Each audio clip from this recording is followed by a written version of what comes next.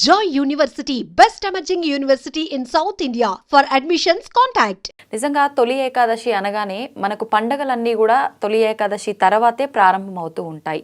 ఎందుకని గురుగారు తొలి ఏకాదశికి ఇంత ప్రాముఖ్యత ఏంటి, అసలు విశిష్టత ఏంటి? ఆ రోజు ప్రత్యేకించి మనం ఏ దైవాన్ని ఆరాధించాల్సి ఉంటుంది? తొలి ఏకాదశి మన హిందూ జన భక్తులందరూ కూడా ఎంతో భక్తి శ్రద్ధలతో జరుపుకునేటువంటి పుణ్యతిథి. అసలు ఏకాదశి అంటేనే పుణ్యతిథి అమ్మ. అయితే మన వాళ్ళు మహర్షులు ఈ కాలంలో చెప్పుకునేటువంటి సైంటిస్టులు అని చెప్పవచ్చు. ఎందుకంటే ప్రతి దాంట్లో కూడా ఒక సాంకేతిక విజ్ఞానము, సైన్స్ అనేది దాగి ఉంది మన ప్రతి ఆచార వ్యవహారాల్లో. నమస్కారం పెట్టడం దగ్గర నుంచి, ఈ బయట నుంచి రాగానే కాళ్ళు కడుక్కోవడం దగ్గర నుంచి, ఇలా ప్రతి దాంట్లో ఎంత వైజ్ఞానికంగా మన వాళ్ళు ఆలోచించారో ఈ ఏకాదశి యొక్క మహత్యము కానీ కథ కానీ విన్న వాళ్ళకి అంతర్లీనంగా తెలుస్తుంది. దీనిని అంటే సాధారణంగా మొత్తం 12 నెలల్లో 2 ఏకాదశులు, మొత్తం 24 ఏకాదశులు వస్తాయి.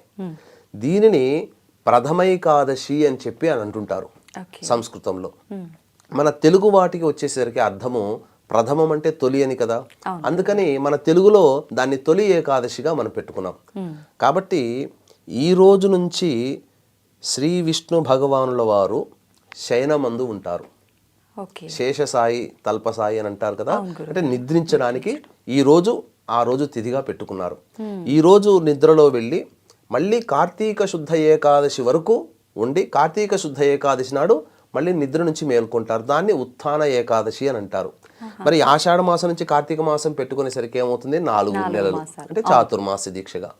అయితే సాధారణంగా ఈ యొక్క ఏకాదశి అనేటువంటి సమయం సందర్భంలో వచ్చినప్పుడు ప్రధానంగా దాని యొక్క మహత్యము వీక్షించేటువంటి ఐడ్రీమ్ ప్రేక్షకులు కూడా గమనించాల్సిన అంశం ఏంటంటే, ఈ కార్యక్రమాన్ని ఆశాంతం వీక్షించండి. ఎందుకనంటే చాలా విలువైనటువంటి సమాచారాన్ని, శాస్త్ర గర్భమైనటువంటి సమాచారాన్ని మీకు తెలియచేయడం జరుగుతుంది.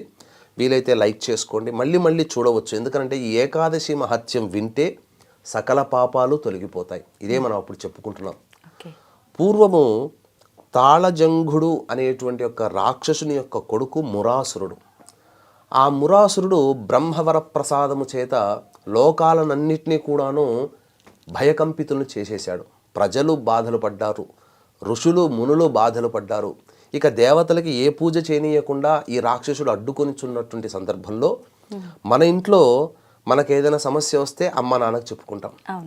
మనకి ఇంకా ఏదైనా పెద్ద సమస్య వస్తే ప్రభుత్వానికి చెప్పుకుంటాం, రాజులకు చెప్పుకుంటాం.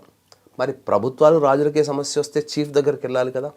వీళ్ళందరూ రాజులతో సహా ఎవరైతే వరం ఇచ్చారో బ్రహ్మ దగ్గరికి వెళితే ఆ బ్రహ్మ ఏం చెప్పాడంటే, ఈ వరం ఇచ్చాను కాబట్టి నాకు మళ్ళీ తిరిగి దాన్ని తీసుకునే శక్తి లేదు, కానీ సృష్టి స్థితి లయకారకాలలో స్థితికారకుడు అంటే రక్షించేవాడు శ్రీ విష్ణు భగవానుడు, కాబట్టి ఆయనకి వెళ్ళి మొరపెట్టుకుందామని చెప్పి మొరపెట్టుకున్నారు. అంతటా వీరి బాధలన్నీ విన్న తర్వాత విష్ణు భగవానుడు ఆ మురాసురుడితో యుద్ధం చేయడానికి వెళతాడు. దాదాపు 1000 సంవత్సరాలు అలుపు సొరుపు లేకుండా యుద్ధం చేస్తాడు. 1000 సంవత్సరాలు చేసిన తర్వాత ఇక ఆ విష్ణు భగవానుడు కొంత సేద తీరుదామని గుహలో సేద తీరుతుండగా విష్ణువు కోసం వెతుకుంటూ వచ్చిన మురాసురుడు అక్కడ ఉంటాడు. ఆ సమయంలో ఆ ఒక మహత్యము కలిగినటువంటి ఒక దేవి మాయారూపము ఉద్భవించి ఏ కారణం చేతనైతే ఆ స్వామి శయనించారో ఆ విధంగా ఆ యొక్క స్వామి యొక్క కార్యాన్ని ఆ స్త్రీమూర్తి చేసి పెడుతుంది. అంటే మురాసురుని సంహరిస్తుంది. అప్పుడు నిద్ర నుంచి మేల్కొన్న తర్వాత విష్ణు భగవానుడు ఆమెకి, నీకేం వరం కావాలో కోరుకోమ్మా, నేను చేయాల్సిన కార్యాన్ని నాయందు జనించిన నీవు చేసావంటే అప్పుడు ఆమె 3 వరాలు కోరుకుంటుంది. ఎల్లప్పుడూ నేను నీకు ప్రియమైన దానిగా ఉండాలి. ప్రియము అనంటే ఇష్టపడేటువంటి విధంగా, అంటే ఆ విష్ణు భగవానికి ఇష్టంగా ఉండాలట. 2వ వరం వచ్చేసేసి ఏం కోరుకుందానంటే, నిన్ను ఆరాధించే తిథులలో నేను అగ్రతాంబూలం నాకు కావాలి. ఎందుకంటే విష్ణు భగవానుడు దైవస్వరూపం కదమ్మా. ఇక 3వ వరం ఏం కోరుకుందానంటే,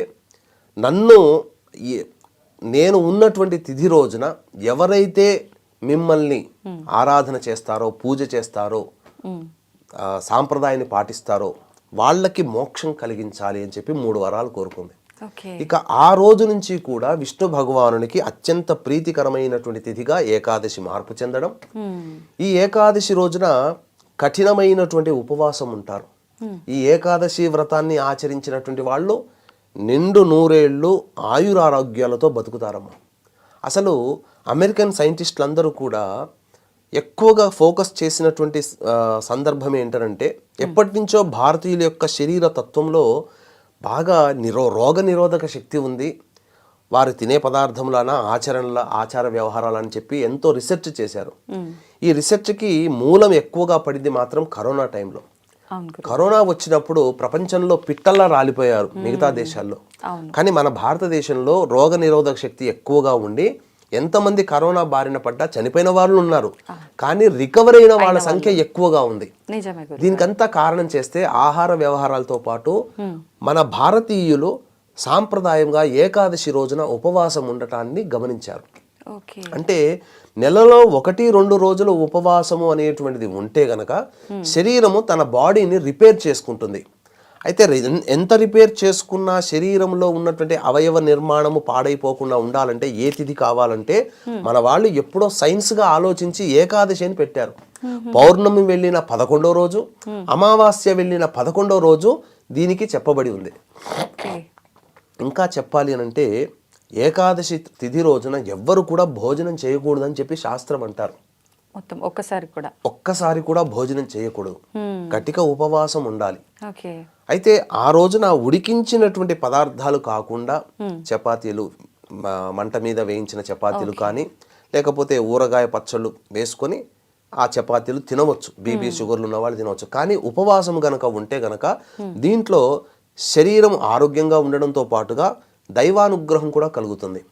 అంటే దీనికి కూడా మనకు పురాణాల్లో ఒక కథ ఉందమ్మా. విష్ణువు నుంచి జనించినటువంటి ఒక పాప పురుషుడు బ్రహ్మ యొక్క పాలభాగము అంటే ఈ యొక్క నుదుటి నుంచి స్వేద బిందువు, చెమట బిందువు కింద పడి జన్మించినటువంటి ఒక రాక్షసుడు. ఇద్దరూ కలిసి బ్రహ్మదేవుడి దగ్గరికి వెళ్ళి, మేము ఉండడానికి మాకు ఒక తగు స్థానాన్ని, రాక్షసులం కదా, మాకు ఒక తగు స్థానాన్ని ఇవ్వండి అని చెప్పి వేడుకున్నారట. అంతటా బ్రహ్మదేవుడు ఏమని వరమిచ్చాడంటే, మీరు విష్ణు భగవానుడికి అత్యంత ప్రీతికరమైనటువంటిది పుణ్యాన్ని సంపాదించేటువంటి ఏకాదశి తిథి రోజున ఏ మానవులైతే భోజనము చేస్తారో ఆ భోజనంలో అన్నాన్ని ఆశ్రయించండి మీరు అని. అందుకని ఏకాదశి తిథి రోజున ఉపవాసం ఉండమని చెప్పారు. భోజనం చేస్తే పాపత్వం వస్తుంది.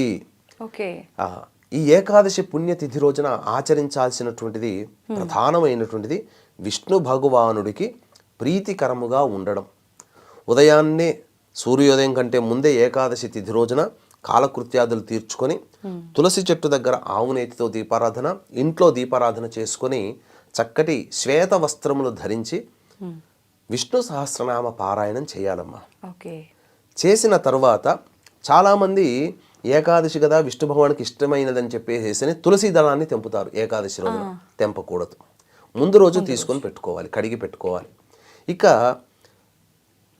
విష్ణు దేవాలయంలో రావి చెట్టు ఉన్నటువంటి, ఎందుకంటే అశ్వత్థ వృక్షము విష్ణు స్వరూపము కాబట్టి రావి చెట్టు చుట్టూ కూడా నారాయణాయ నమః అంటూ 27 ప్రదక్షిణలు చేసి మీ యొక్క సంకల్పం చెప్పుకొని అప్పుడు తూర్పు వైపున కూర్చొని మళ్ళీ విష్ణు సహస్రనామ పారాయణం చేయండి. లేదు విష్ణు అష్టోత్తరం ఒక 3 సార్లు పారాయణం చేయండి.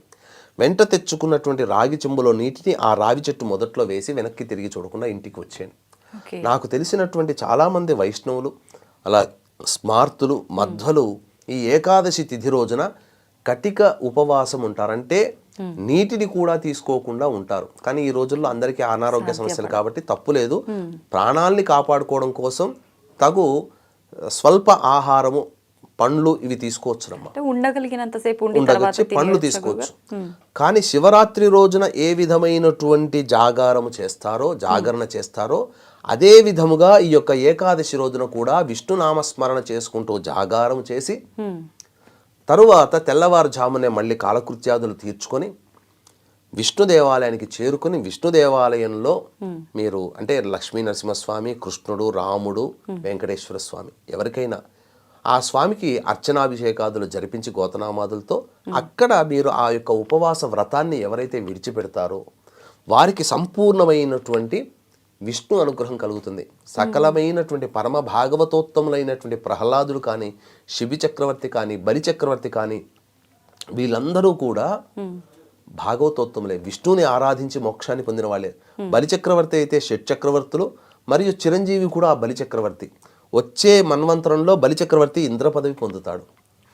అప్పటి వరకు పాతాళ లోకంలో రాజుగా ఉంటాడు. బలి చక్రవర్తి అడిగినటువంటి వరప్రకారము ఈ యొక్క తొలి ఏకాదశి రోజున పాతాళ లోకానికి బలి చక్రవర్తి నివాస గృహానికి వెళ్ళి శయనించి కార్తీక శుద్ధ ఏకాదశి నాడు మళ్ళీ తిరిగి వస్తారు భూమి మీదకి. కాబట్టి ఈ యొక్క 4 నెలలు నిద్రపోతారు విష్ణు భగవానుల వారు. కాబట్టి మీకు అవకాశం ఉంటే చాలా మంది కృష్ణుడిని, బాలకృష్ణుని తెచ్చుకొని ఊయల్లో పెట్టుకొని ఊపుతారు కదమ్మా. అట్లా ఆ కృష్ణుని విష్ణు స్వరూపంగా ప్రతిరోజు రాత్రి నిద్రపుచ్చినట్టుగా చేసినట్లయితే తప్పకుండా విష్ణు యొక్క సంతోషాన్ని మీరు పొందగలుగుతారు. అంతేకాకుండా ఈ యొక్క తొలి ఏకాదశి రోజున ఆచరించవలసినటువంటి ముఖ్యమైనటువంటి ధర్మములు: భోజనం చేయకూడదు, అలాగే దాంపత్యము పనికిరాదు, బ్రహ్మచర్య వ్రతాన్ని ఆచరించాలి, మాంసభక్షణ అస్సలు పనికిరాదు. ఇక సాధ్యమైనంత వరకు మౌనమును ఆశ్రయించి విష్ణునామస్మరణ. ఏం లేదండి, సాక్షాత్తు రామానుజుల వారే చెప్పారు, ఎలుగెత్తి చాటారు, నారాయణాయ నమః అనుకుంటూ ఉండండి ఆ రోజంతా కూడా. ద్వాదశి రోజున దేవాలయానికి వెళ్ళమన్నాను కదమ్మా. వెళ్ళిన తర్వాత అక్కడ ఆ యొక్క ఉపవాస దీక్ష విరమణ చేసి బయటికి వచ్చిన తర్వాత అనాథలు ఉంటారు కదా, మీ యొక్క శక్తి కొలది తినే పదార్థాలు, బిస్కెట్ ప్యాకెట్లు, బ్రెడ్ ప్యాకెట్ ఏదైనా కానీ వాళ్ళకి పెట్టండి. మీ శక్తి కొలది వందలు ఖర్చు పెట్టకుండా 100 రూపాయల్లో చాలా వస్తాయి. అనాథలకి పంచిపెట్టినట్లయితే దానము చేసినటువంటి గుణము కలుగుతుంది. ఎందుకంటే పరమ పురుషుడైనటువంటి ఆదినారాయణుడైనటువంటి విష్ణు భగవానుని ఎవరైతే చక్కగా ఉపాసన చేస్తారో విష్ణు భగవానుడు దానము చేత కూడా తృప్తి చెందుతాడు. అందుకనే శిబి చక్రవర్తి తన యొక్క ఊరువలని మాంసాన్ని కూడా పణంగా పెట్టగలిగాడు. అంటే దాన గుణానికి అంత సంతోషించాడు ఆ శిబి చక్రవర్తి. కాబట్టి తప్పకుండా ద్వాదశి రోజున మీకు చేతనైనదిగా మీరు ఈ దానములు చేయండి. ఎందుకనంటే సాక్షాత్తు నారాయణ స్వరూపము ఈ యొక్క సూర్య భగవానుడు. చాలా చోట్ల భాగవతోత్తముల్లో ఈ యొక్క విష్ణు భగవానుని ఆచరించిన వాళ్ళు దాన గుణములు ఎక్కువగా ఉన్నవాళ్ళు. ప్రహ్లాదుడు కూడా అంతే, దానం చేసిన వాడే. శిబి చక్రవర్తి దానం చేసిన వాడే. కర్ణుడు దానం చేసిన వాడే. వీళ్ళందరూ కూడా నారాయణ ఉపాసకులు. కాబట్టి విష్ణు భగవానుని ఆరాధించిన వాళ్ళు ఈ రోజున ఖచ్చితంగా ద్వాదశి తిథి రోజున అన్నదానం చేయండి. లేకపోతే ఏదైనా అనాథలకి తినే పదార్థాలు పంచిపెట్టి ఇంట్లోకి వచ్చి మీరు భోజనం చేయండి. తప్పకుండా ఆ యొక్క విష్ణు యొక్క అనుగ్రహం వలన సకలమైనటువంటి శుభాలు కలుగుతాయి.